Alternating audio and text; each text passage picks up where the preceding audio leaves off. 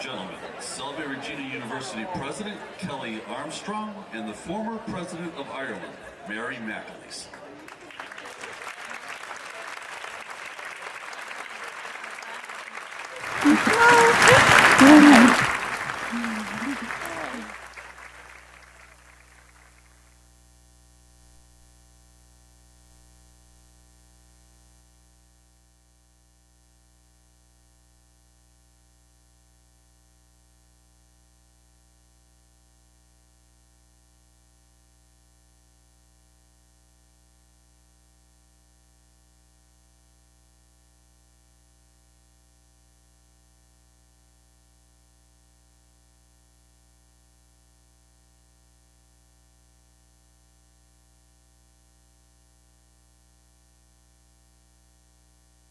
Oh, this is lovely. I'm going to go to the far side, right?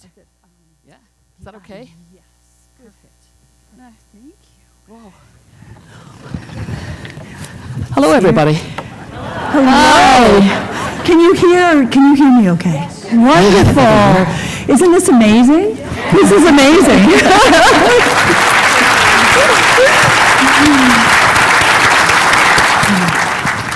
So I will give a brief introduction, and then we will have our conversation together. But friends, it is just such an honor to be with you this afternoon and to welcome our very special guest, Mary McAleese.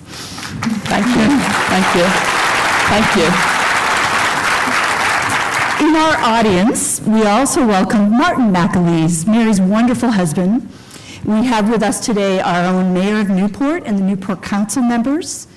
Thank you all so much for being here. Welcome to our beloved Salve trustees and the fabulous delegation here from the Sisters of Mercy, including Sister Jane, our former president of Salve. Yay!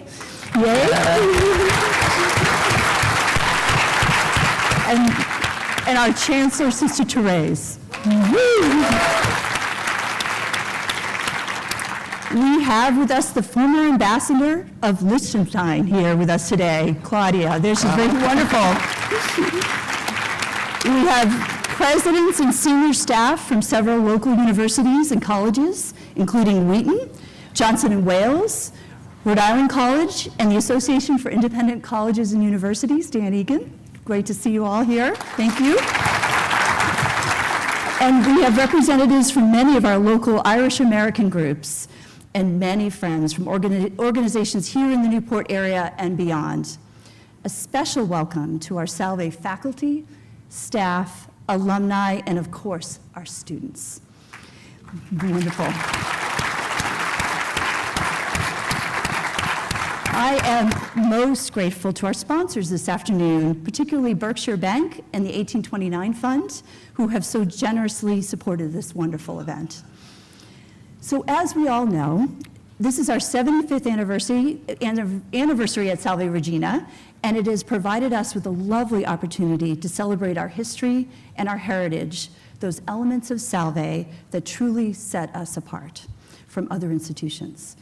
No element is more distinctive than our mercy mission, and all that we do as a university flows from that mission. As we pause to reflect on our roots, we think first of our founder of the Sisters of Mercy, Catherine McAuley. Catherine's statue outside our chapel serves as a daily reminder of her legacy. The Sisters of Mercy, also known as the Walking Nuns, were the first religious sisters who were not cloistered, but instead walked alongside the poor, supporting particularly the women and children on the streets of Dublin. Catherine McAuley's founding of Baggot Street House in Dublin is a touchstone for all of us at Salve and serves as an inspiration as we celebrate our close connection to this Irish heritage. So, as we thought deeply about who would best represent our mercy ideals of faith, of social justice, of service, and also our special relationship with Ireland, we could think of no better person than Mary McAleese. I could take the full hour here just chronicling the accomplishments of this remarkable woman, and in our conversation you will hear many aspects of her amazing life. But let me just share some of the high points. Mary was the 8th president of Ireland and served for 2 terms, which in Ireland is over 14 years. She's the first president of Ireland whose roots are from Northern Ireland. Mary is an avowed Catholic, but also well known for her anti-sectarianism. She is a member of the Council of Women World Leaders, which is an international network of current and former women who are presidents and prime ministers, whose mission focuses on issues of critical importance to women and equitable development. Mary is an academic, an author, and also holds a licentiate and doctorate in canon law. I first heard Mary speak when I was in Boston about a decade ago. And it was at that moment I was influenced so deeply by her. I knew that I was in the presence of a truly great woman and the quintessential public servant who had given her life to the betterment of others. She is courageous, she is brilliant, and she is fun. You will see that very soon. Told you. I told you. See, my husband's sitting there going, what? Yeah, told you. There you go now. My husband, Brian, and I had one of the most enjoyable dinners of our lives with Mary and her amazing husband, Martin, last night. A power couple like no other. They are amazing. They are all goodness. Mary, we are so honored to have you and Martin with us here today at Salve. And now I'm going to shift gears and put on my interviewer hat so that we can have a conversation. Thank you. Thank you so much. So Mary, you have spent most of your life in public service. Can you share with us what first drew you to public service compared to other possible careers? Yeah, being born in Belfast probably helped. Yes. I was, anybody who knows anything about Belfast will know that it has hit the headlines over most of the years of my life, for all the wrong reasons, really, for sectarian conflict, very serious sectarian conflict, but also a climate in which Protestants, notionally Christians, Catholics, notionally Christians, who believed in the same Christ and the same God, basically didn't get on and had different ambitions for the place they lived in. And those ambitions, in our case, as Catholics we lived in Northern Ireland, my husband and I born and raised in Belfast, a Protestant state for a Protestant people. When we were growing up, Protestants couldn't get jobs, Catholics couldn't get jobs. A Protestant elite held the reins of power, as it were. And to quote a very well-known Protestant politician who was once a teacher of mine and Nobel laureate, David Trimble, Northern Ireland was a cold house for Catholics. So people adapt to these situations in different ways. Regrettably, some people adapt by becoming militant, joining terrorist organizations or paramilitary organizations to fight for justice. I chose a different path. I knew that, and some people just, got on a boat and got the heck out of there. And different adaptations are all perfectly acceptable, but my husband and I both, when we met at the age of 18 and discovered he lived in East Belfast, I lived in North Belfast. Most people, 93% of people in Belfast, live in areas that are identified by religion. Leave it to our parents to get that the wrong way round. Yeah, we got those parents. His parents moved into a Protestant area, loyalist area. My parents did the same, but on opposite sides of Belfast. And all the years that I wondered, why? What did you do that for? Then later on in life, we realized this was the hand of God guiding us, because we knew our Protestant neighbors. We knew our Protestant friends. We weren't strangers to each other. And even though most people in Northern Ireland lived cheek by jowl in ignorance of each other and in fear of each other, we didn't. And that was the strength then that we eventually brought to the rest of our lives, and a determination, really, that our form of adaptation would center itself round the great Christian commandment to love one another. I know it sounds cheesy. Sorry. But I mean, if Christ was cheesy, so be it. Cheesy, but there it is. And so when I became president of the Republic of Ireland, which is the other part of Ireland, where I didn't have a vote in my own election, right? Not because I was a woman, amazingly. But because I was from Northern Ireland, and I was working in Northern Ireland, living in Northern Ireland, but under the wonderful Constitution of Ireland, because I was born on the island of Ireland, I was eligible to stand for election as president. And that was in the year before the Good Friday Agreement.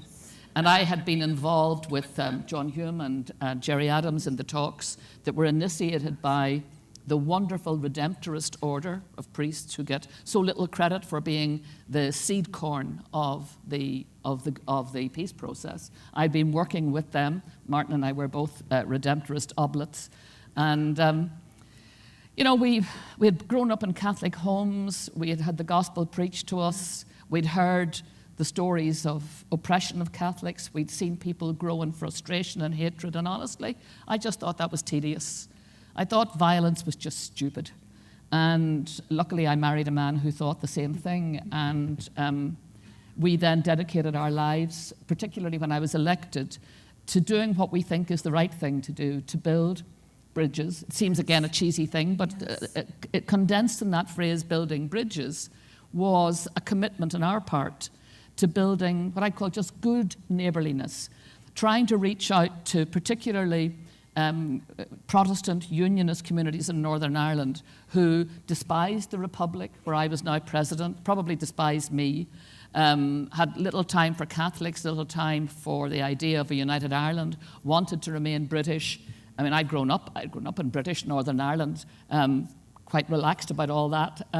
So our view was, what we do is we're going to start with having a cup of tea with people just to build friendships, because the truth of the matter is, in a conflict-driven society, people often only engage with each other, usually in language that is not all that gracious, but they do it with a view to either stamping their authority on the other, or only engaging in order, if you like, to force the other to shift positions so that they've now converted to your position.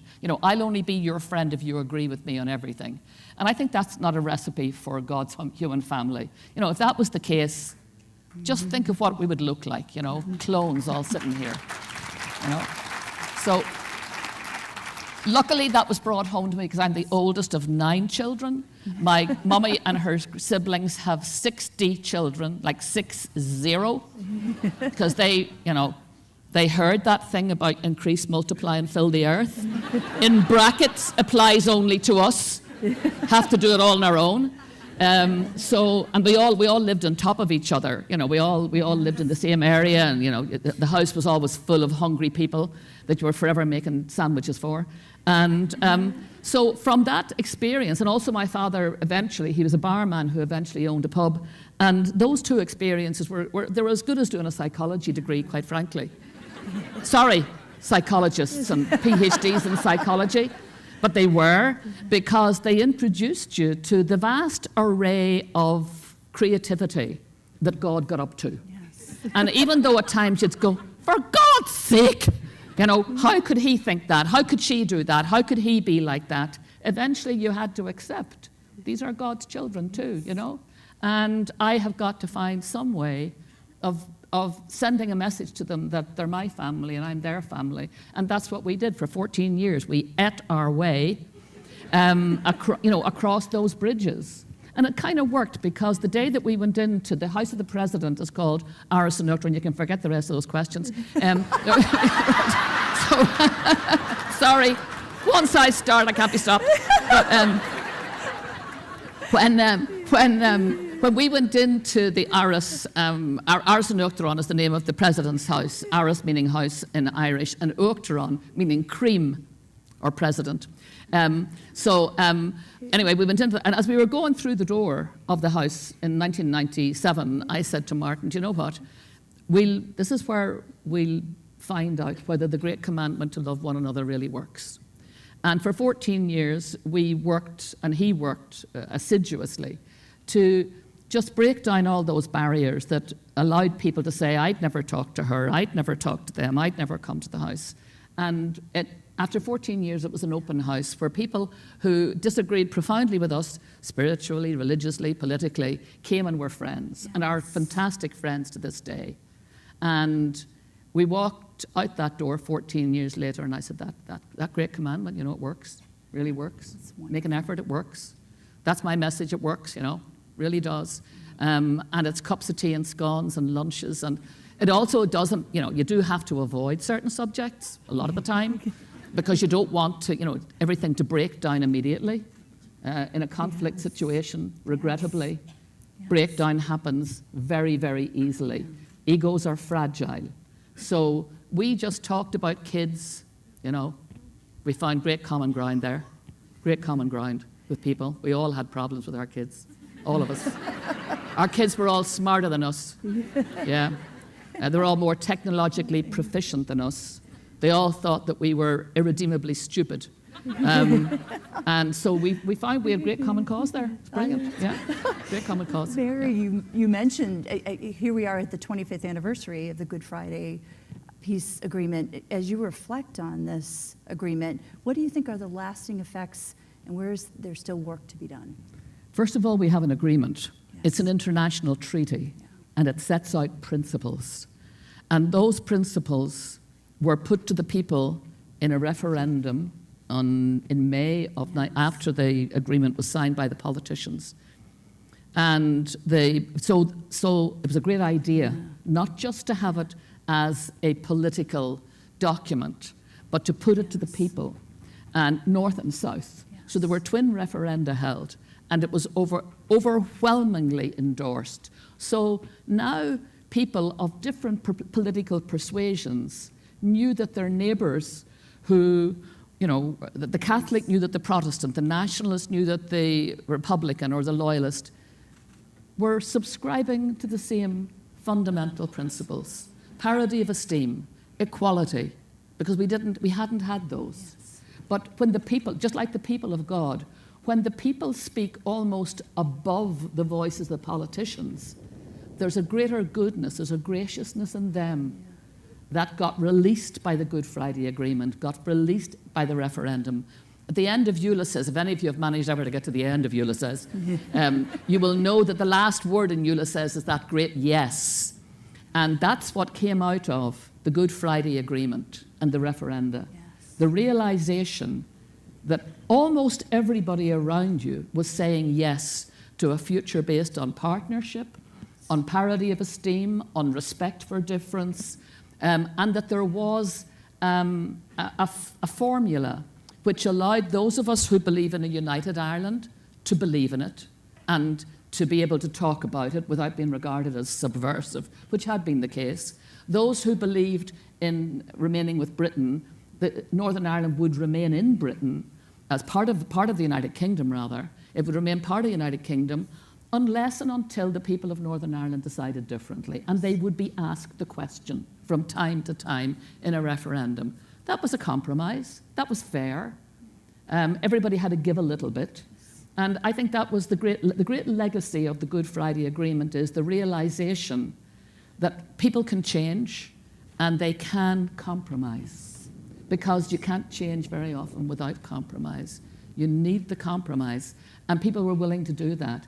About a month ago, or maybe less, 3 weeks ago, we had the 25th anniversary conference on the Good Friday Agreement in Belfast, my old alma mater, our old alma mater, the Queen's University of Belfast.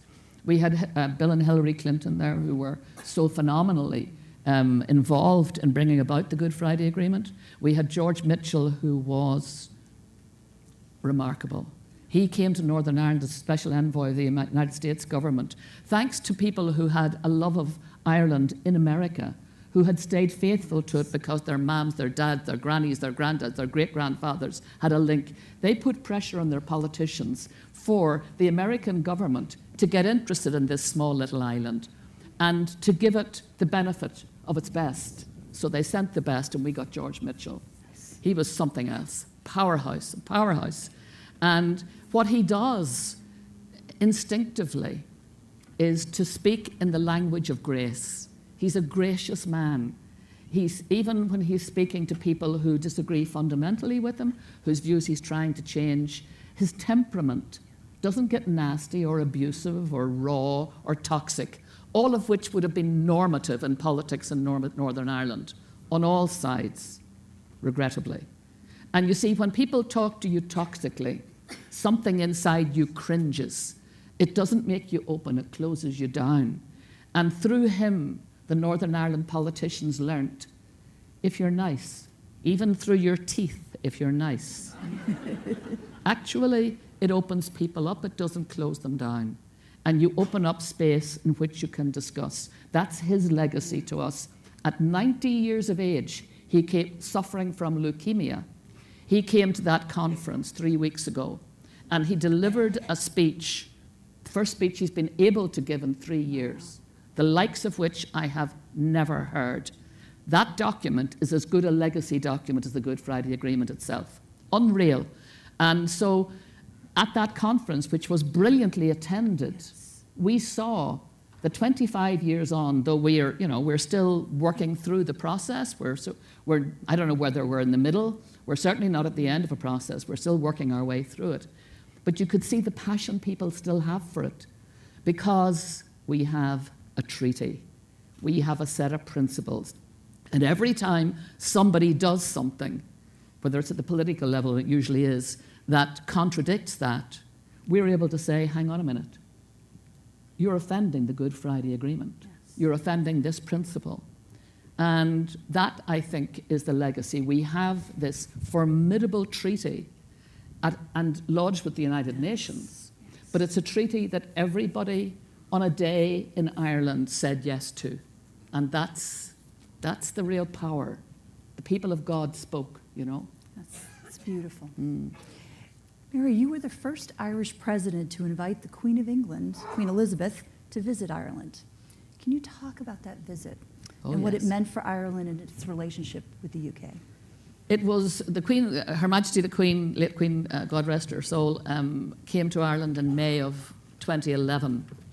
She and I had been planning the visit since 1995. So, yeah, that. So you can imagine, it took a long time.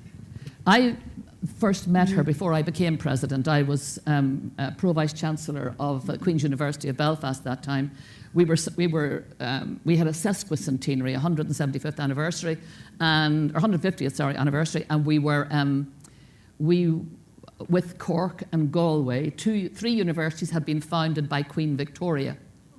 And so a few of us thought, well, why don't we ask Her Majesty the Queen to bring the 3 universities together, and we'll invite the Irish president, then my predecessor, Mary Robinson, and we'd all get together, and it would be an act of conciliation as well.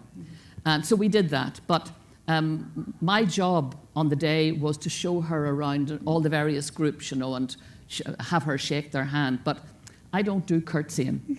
No, and I don't. But in fairness to me, it's a thought-through thing. I don't kiss bishops' rings. I don't like that. I don't like that culture of colonial and imperial deference. I really don't. It's not that I think I'm better than anybody else. I just think that these are hangovers from days when other people thought they were better than us, and it would always have been my people that have been better than, you know. Like my grandparents were subsistence farmers. My parents left school at 14 and 15. They were always the people who felt kind of small in places where people would hold out their rings to be kissed or wait for you to curtsy. So I don't do that. And I thought, well, I like her and I respect her. So if it's going to cause a problem that I don't curtsy, I'll get somebody else to do it. So I went to see, yeah. Because some of my colleagues, who were very, very unionist, they nearly triple somersault in her presence. So I thought I'll get one of them. They'll have no problem with this. So anyway, I went to see the master of Her Majesty's household the day before to explain my predicament, and he completely just took the ground from under me. Really, he said, don't worry about it. He said, curtsying's going out of fashion, and she can handle anything. I think I was anything. And I said, okay, so that's fine. So anyway, I met her. But I said to him before I left, I said, have you 5 minutes for me to explain why? And he said, okay. So I gave him a potted Irish history, which did not reflect well on her ancestors. And also, explained that if I was to curtsy in front of her, like every one of my relatives would rise up out of their graves and beat me to death with their bones. So, no, I wasn't prepared for that. So he listened to all this, this diatribe of, martyrdom. And so that was fine. And about a week later, he rang me and he said, I told her all that. I said, you what? All that you told her? He said, yeah, well, you told me to. And I said, but no, oh dear. And he said, now she wants to meet you. And I thought, oh, please. So anyway, I went and I met her. And we had Martin. Martin wasn't with me, unfortunately, so he only has my word for this. So we met, and I met a woman who was very well versed in Irish history, really very well versed, who was had travelled the world as queen, but had never been able to set foot in the Republic of Ireland. The last time a monarch had set foot in the Republic of Ireland was 1911.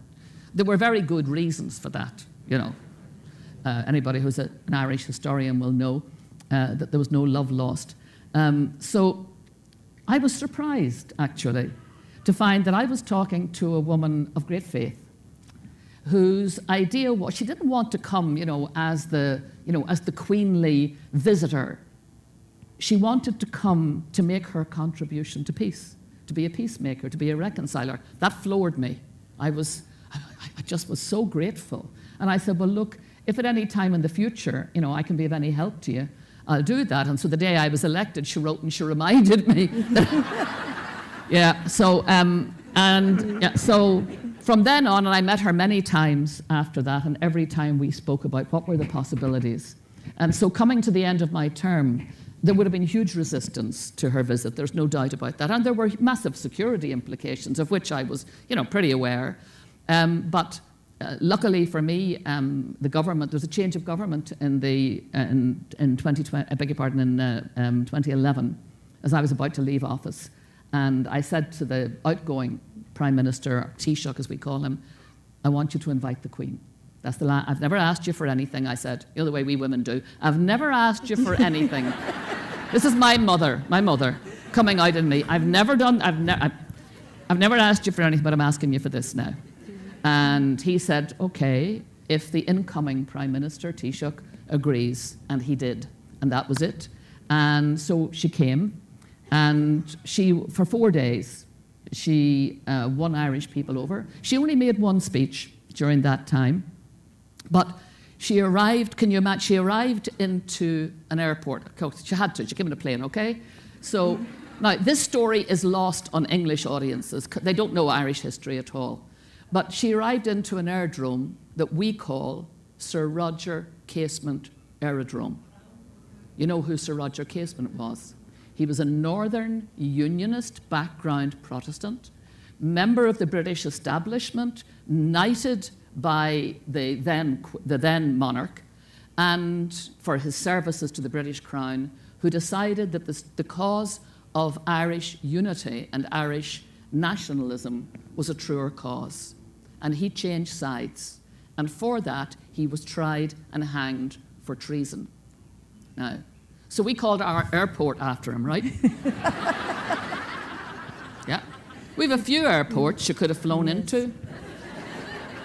She flew into that one. And that was the realization, I think, the beginning of people realizing how much thought had gone into this as a pilgrimage of reconciliation. She went to our Garden of Remembrance. And what does the Garden of Remembrance remember? All the people who died trying to get people like her out of Ireland, trying to get the English, the British, the United Kingdom to end its relationship with Ireland. All the great heroes. 1916, all the rebellions prior to that, the 18th century, 19th century, they're all celebrated there. And she went there. She didn't have to, but she did. And she and I went up to lay wreaths. And she laid a wreath, and this was really, people had seen her coming out of the aircraft, Casement Aerodrome, interesting, wearing the first of, 10, 12 green outfits that she had specially had made for the occasion. That all sent, iconic silent messages. This woman is trying her best. Anyway, we walked up, we parked the wreaths. she stood back, and then she did something that wasn't in the script. And believe, you know, this is the leadership and small gestures, what they mean. Because everybody in Ireland was waiting for her to put a foot wrong, so they could all say, there, told you she shouldn't have come. Told you, yep. What she did in that moment, she stood back and she bowed her head. The whole of Ireland just stopped breathing, saying, did we actually see that? Did she actually, in homage, bow her head? And yes, she did. And then she went to Croke Park, which, if any of you know Ireland, Croke Park is, you know, the cathedral to Irish Gaelic sports. And in 1920, November 1920, British troops came on to the green sward in the middle of a match, opened fire, and killed 14 people. It was a bad day's work, and we call it Bloody Sunday. There was another one in 1972, very similar, but not a happy memory. And the big stand at this big stadium, that's an 82,000-seater stadium now, wonderful place, a great symbol of our amateur sports and our voluntary kind of civic spirit. We call it after Michael Hogan, who was playing a match that day. He was on the pitch when British soldiers murdered him. So it was a hard place for her to go to, and I asked her to go to it. All our people said, no, and they felt that the authorities in Croke Park wouldn't want her. How wrong they were. My husband went to them and said, you know, Mary wants the Queen to go there. And they said, why? And he said, well, what she told me to say to you is that she wants the Queen to see Ireland at its absolute best, to see the best, and you're the best we have. So that was it then. Bit of flattery, did it? Grand. Yeah, that worked like a charm. And they also realised the importance of putting Gaelic sports and Gaelic culture centre stage. And because in parts of Northern Ireland and certain communities, it is despised. So she came, she stood out on that pitch. And when the president of the GAA, Christy Cooney, said to her, ma'am, you're standing looking up at the stadium called after Michael Hogan, who was murdered not far from where you're standing. And she said to him, literally about to cry, she said, I know. And she did know. She was very well briefed. And then for her, the only speech she made, she used 5 words in the Irish language, and that was the people won over. Because the 19th century in Ireland was a time when the British government tried its level best to kill the Irish language, believing if you kill language, kill culture, you now own the people. And it's a big running sore. And she used those 5 words, though her people and our people, under no circumstances, advised her to do that. Because the language is neuralgic, you know, because of its history. They were terrified, rightly, that if she put a foot wrong or got an inflection wrong or spoke, you know, with a posh accent while she was saying it, that there would be all hell would break loose. That woman trusted me when I said to her, you know, and sent, you know, when the messages went back and forth. She trusted me, even though at the point that she made the speech, I was convinced she wasn't going to use the words. I had been led to believe that it was just too dangerous. But she had practiced and she had practiced, and she said them pitch perfect in Ulster Irish, may I say, from Donegal. Sorry for the rest of you now. Pitch perfect. And in doing that again, the pilgrim in her, the reconciler, and then the tone and the content of the speech where she said things had happened in the past that should never have happened. Look, for the first 2 days of the visit, it was all security, and nobody got near her except us. By the time she got to Cork, the people had said, the police and the army had said, sure, let them talk to her. And in Cork, everybody talked to her and shook her hand and hugged her, and they all loved her by then, including the fishmonger in the English market. And she said to him, she went past his stall and she said to him, there was a terribly ugly-looking fish in his stall, and she said, what's the name of that fish? And he said, actually, ma'am, we call it the mother-in-law. So, and then her dear late husband, who was following behind the way husbands do, there were fish cakes right in front of the ugly fish, and with a big sign on them, saying fish cakes. And he said to the same fishmonger, he said, "Ooh, what's in those?" And your man goes, "Yera, fish." So we had these wonderful comedy moments where they were cracking up laughing, the people of Ireland were cracking up laughing, and that was the last image of Ireland at peace with itself and at peace with her. She took off from, I told you weren't going to need those questions. She took off from Cork Airport at the end of her visit, and she and I both got the biggest post bags for anything that over our entire careers. And I got a letter from this 90-year-old Republican. Now, Republican in Ireland means something different than it means here. I won't go into that, but it does. And I had this letter from a 90-year-old Republican, and she said, "I have no time for monarchs, and in particular, I have no time for the monarch next door, and I thought you were wrong to invite her." So she said, "But in deference to you," she said, "I watched the first 5 minutes on television when she landed at Sir Roger Casement Airport. And then I watched for the 4 days." And she said, "I cried for 4 days. And things flooded out of me that were held so deeply and were not good and were not healthy. And they flowed out of me over those 4 days. And when she left from Cork Airport, I wished her well. And I said to myself, these 4 days were choreographed by the angels." And I thought, they weren't actually. They were choreographed by pure devils, let me tell you, if only she knew. But then the Lord works in mysterious ways, as we're always told. But I thought, that's a summary I can live with, because in one way it was the angels, helping us to move beyond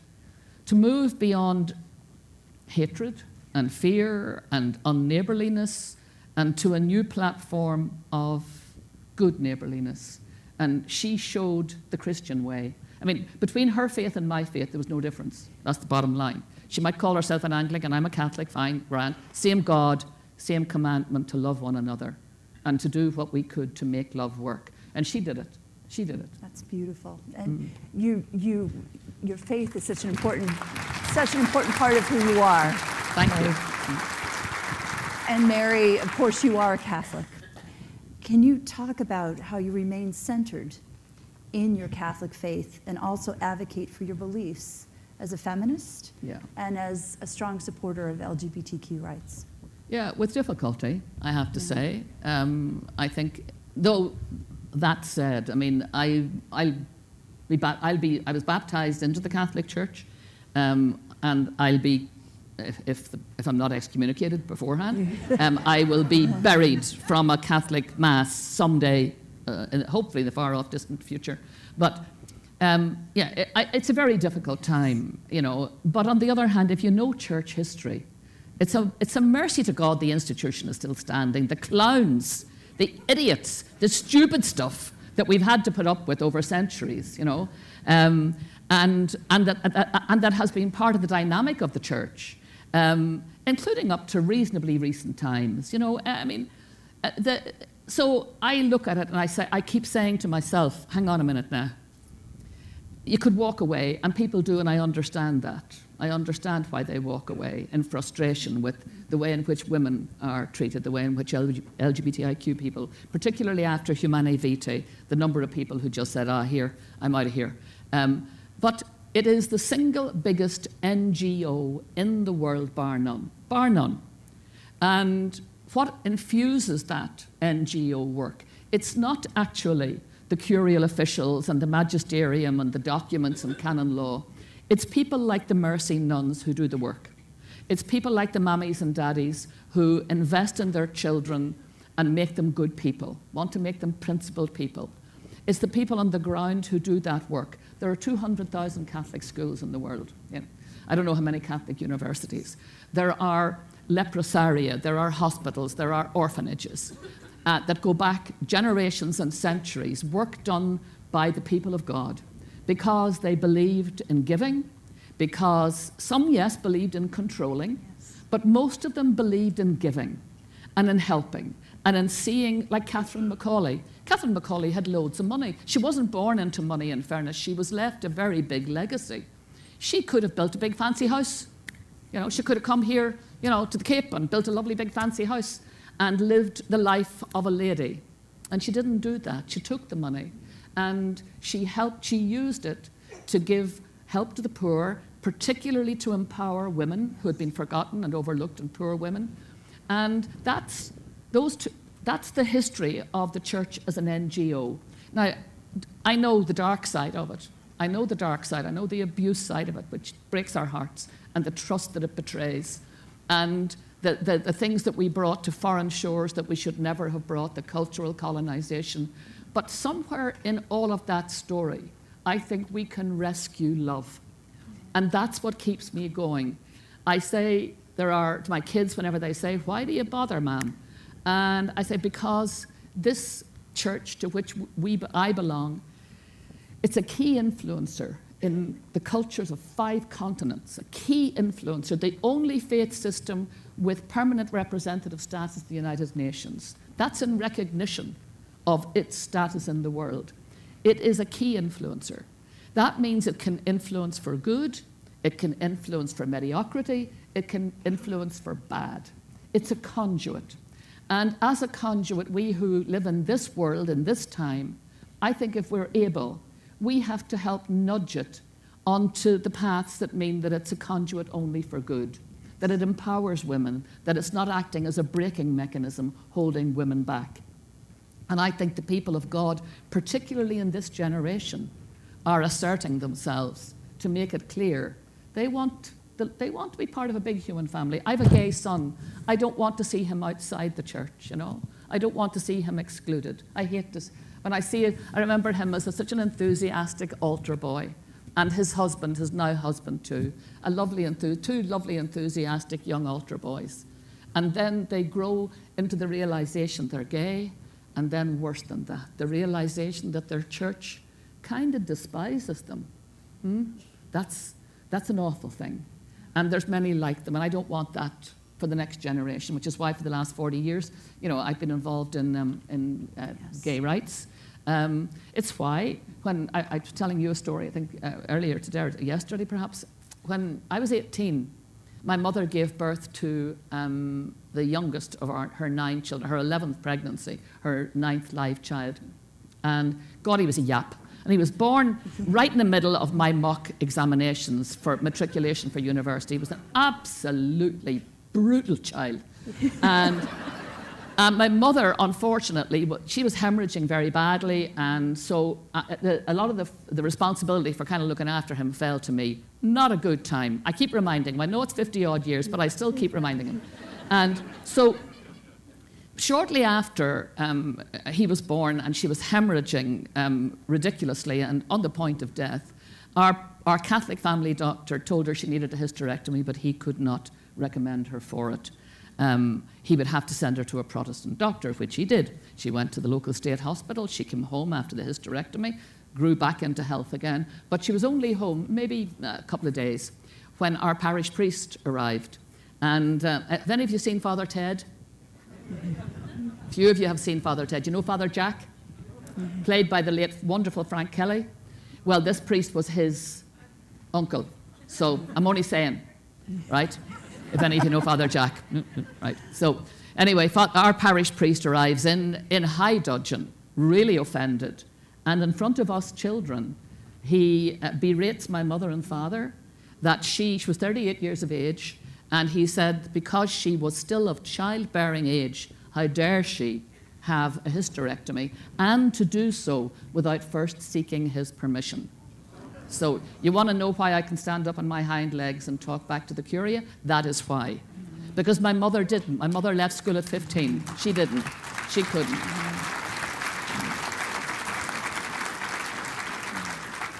So, you know, in this generation, we have the education. We have the scholarly techniques of critique. We have the self-confidence that comes from education to stand up and to assess what we are taught and told and asked to be obedient to, And if we take the view that, yes, it's believable, that's fine, or if, no, I don't like that. I find that hard to believe. We have the scholarly sense to be able to know what works and what doesn't work, what can be stood over and what can't, what could be argued over legitimately and what can't. And so that's the church I want to belong to, a communio of happy dissenters, essentially, who don't have to believe every single thing the magisterium tells us we must believe, but who are capable of saying, I belong to this church because I still believe it is a powerful and potentially remarkable institution that can bring great goodness down those conduits. And I do feel offended at the way in which it's betrayed by people who break, who break the trust, whether it's abusers or people who, like for example in 2020, when the wonderful German synodal process decided that one of the things they would like to do to express the embrace of God's love in the church was to offer blessings, church blessings to married gay couples. Not to marry them, but merely to offer blessings. And the Stasi, sorry, beg your pardon, what do you call them? The Congregations of the Doctrine of the Faith, sorry, yes, that's them, yeah. They sent out a document saying, oh, no. That couldn't happen, that the church was not empowered to offer blessings in such circumstances. Fair enough. If they'd stopped there, if that was all they'd said, it was bad enough. I could have accepted it just about, could have lived with it. But they went on to say something I can't live with, which, this is their words, not mine, that gay married couples, Catholic gay married couples, are incapable of receiving or expressing God's grace. That's what it says. So I just wrote to the Pope and said, no, sorry, no. He signed off on that document, can't be doing with that now, because that sounds to me like grace. Do you remember the whole thing about vaccinations and what? We were in the middle of vaccination stuff at that time. That sounds to me like in the Curia there's an office with little vials of grace, which they have the sole distribution rights of. And honestly, that's not God to me. That's not God's grace. Thank you, Mary. Mary, you talked about women, and here we are in the United States, and we have not yet elected a female president. As you observe us, why do you think it is so difficult compared to other developed countries here in the U.S.? Honestly, I think I would be impertinent to offer an answer to that. I really would. And I mean, I have to express I was hugely disappointed that Hillary Clinton didn't win the election. She was a good friend. Hugely disappointed. Love that woman. But that was the decision of the American people. And I have to say that politics is hard work for everybody. It is doubly hard work for women. It really is, because structurally, even in the most developed countries, and sometimes particularly in the most developed democracies, the structures that have been developed are structures that really facilitate men and are very difficult, particularly for women, for young women with families. I mean, we have a minister in our government in Ireland at the moment expecting her second baby. And her first baby, she was Minister for Justice, and there was no provision for a minister to take maternity leave. Yeah? Imagine. So she just took it anyway.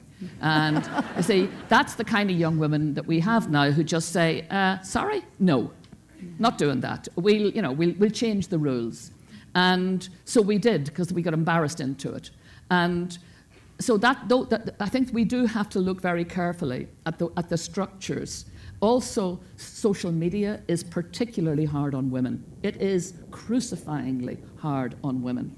Everything they wear, the way they look, the way they talk, you have no idea the kind of horrible, it's one of the reasons I don't do any form of social media, but the things that women have to put up with on social media are truly appalling.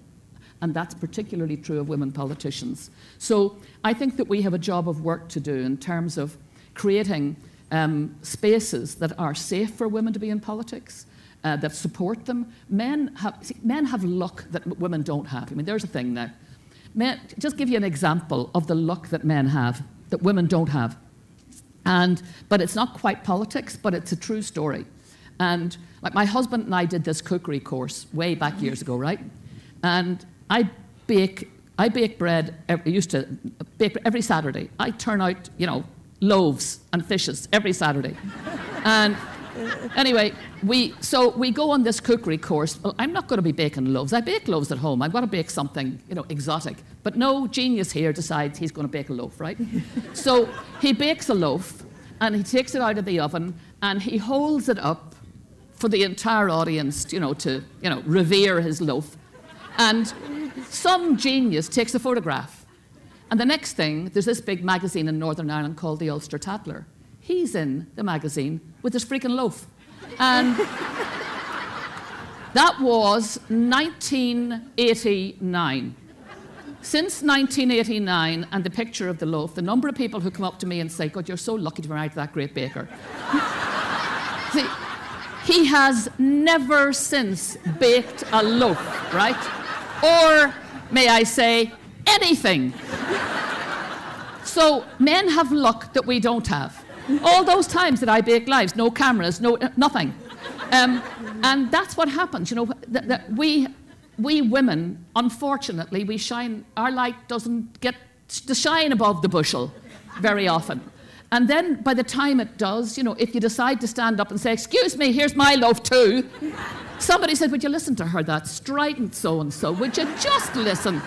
Has she no idea how strident she sounds? And that's how we sound in the church too, because we don't have a space in which we can speak. We're used, what is normative is the voice of men. What is normative is us listening to the voices of men. And we don't have forums in which we can speak with our voice. And I think this is very much a part of the embeddedness that's in us from centuries of knowing that the voice that we listen to is the voice of men. That's the voice of authority. It's the authoritative voice. When the woman speaks, it's, look at the colour of her suit. You'd think she would wear something a bit more suitable than that now, I mean, I know because I worked on television for years, and the first phone call after every blessed time I worked on live television was my mother. And seriously. And she'd say, did you have to wear that oil red jacket again? Have you nothing better? My friend Eilish was just saying it looks terrible on you. I said, was it now? Is that what you were talking about? Yeah. And there was I talking about something terribly intellectual, and all they could say was, would you look at the cut of your one? Would you look at the suit? So, look, there's a structure that we really have to start, and we have, I think, made huge strides in stripping away the embeddedness. It's in all of us, not just men, it's in all of us as women too. This idea that we live in a world where some voices are heard as authoritative and are listened to as authoritative, and others are not so much. And that's a structural thing. That's an architectural, fundamental thing that some places are really getting their heads around now. Obviously not the Curia. That'll take a little while longer, probably, I don't know, maybe a millennium or so.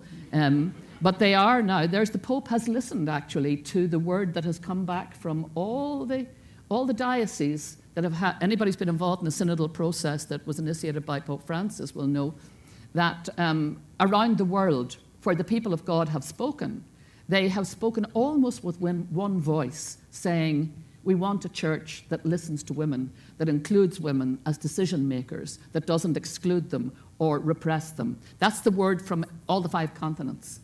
And in fairness to the Pope, he seems to have listened to that, because I think if he had opened the synod in October in Rome without the presence of voting women, he might as well have never opened it. He might as well have closed it, because the word is out now. That genie is out of the bottle. And so, mirabile dictu, there will be 40 women at that synod for the first time ever, and they will have a vote. I don't know what they'll be voting on, because obviously, there'll be a lot of effort made to ensure that anything they vote on won't be worth a damn anyway. But let's hope not angels go to work again. We're relying on the Holy Spirit to really open that up. But the truth of the matter is they will be there. They will have a voice. And while I'm sure they will be carefully chosen to make sure that their voice, sounds like the voice of authoritative men, nonetheless, I just live in hope that that space having opened up and that genie being out of the bottle, that it won't go the way the planners who want to control things want, that it'll go the way the people of God have been telling them that they want it to go. I mean, the German church is a great example. The German church at the moment is I'm very close to a lot of German theologians and would be working with them on the area of human rights that I work in. And I love their attitude to the church, and I love their attitude to the Curia. It's kind of like, who are you talking about? The Curia, those guys. Who are they now? Whereas in Ireland, we're all kind of, the Curia have spoken, we must obey, because we're terribly obedient people, or we used to be. And they have a much more confident kind of attitude to the magisterium. And possibly it's because of their intellectual tradition. Ours is a shorter, we only got free second-level education at the end of the 1960s, and then massified third level beyond that in the Republic, a little bit earlier in Northern Ireland, but then that got sidetracked into the campaign for human rights and civil rights. So I think that there's a great groundswell now capable of changing the church. And I'm really excited by that, I have to say. I just love being in the church at the moment. I think it's a very exciting place to be.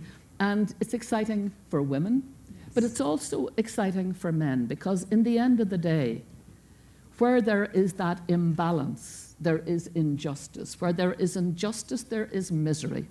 And where there is that misery, relationships are skewed. And we've all lived with that. And I don't want to live in that kind of world anymore. I'd like those relationships to be rebalanced, to be reset, to be happier, to be the place that I think Christ came on earth to teach us we could create if we all just stopped being such miserable sods, basically.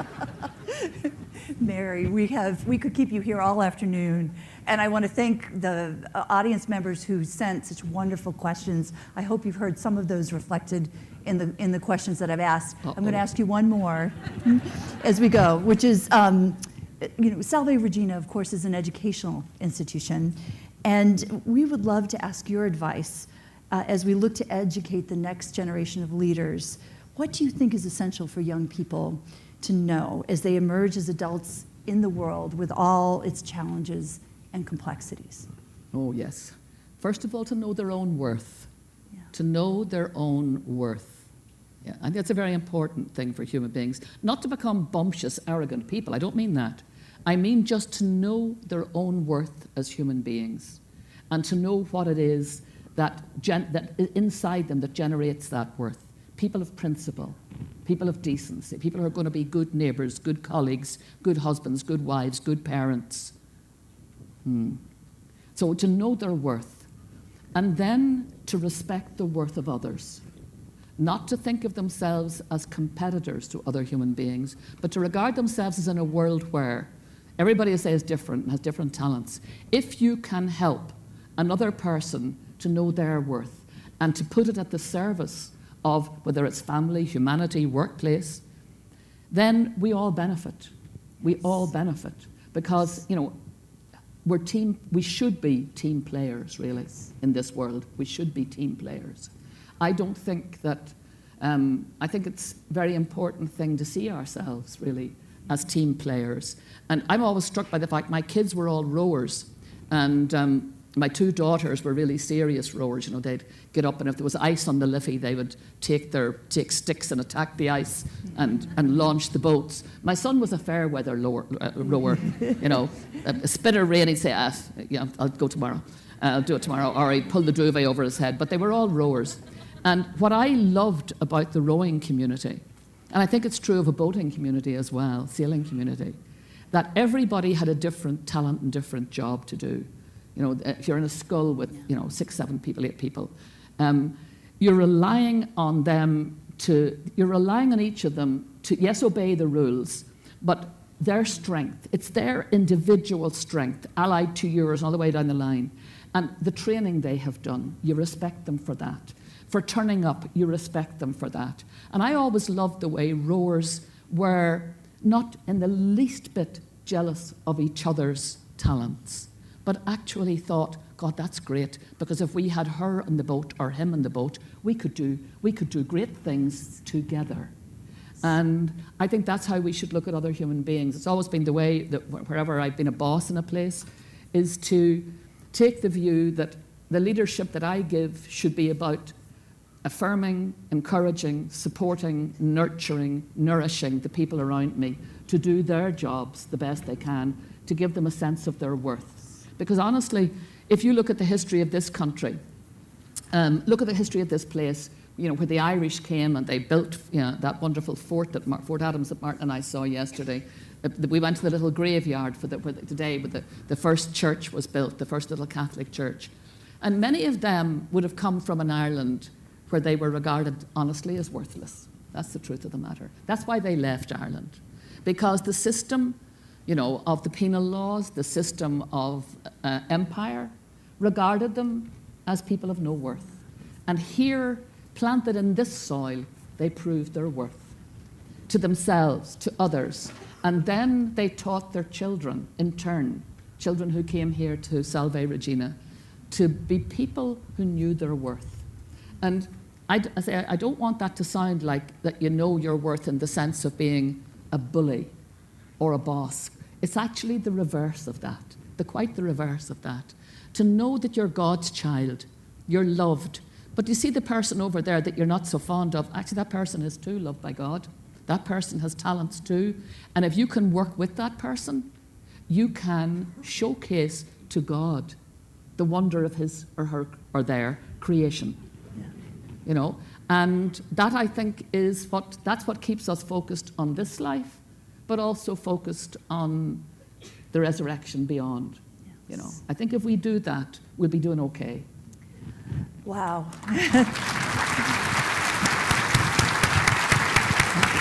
Friends,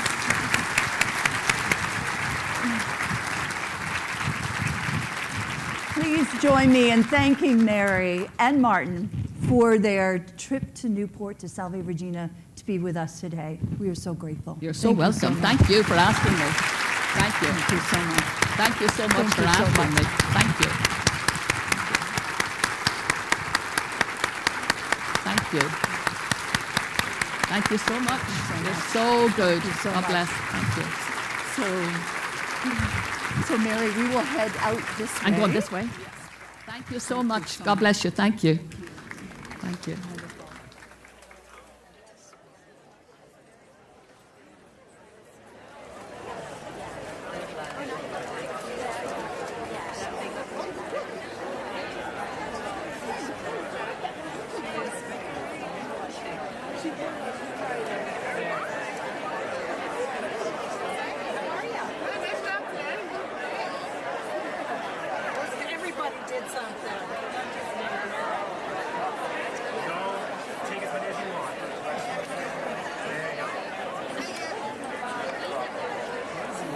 Spirit.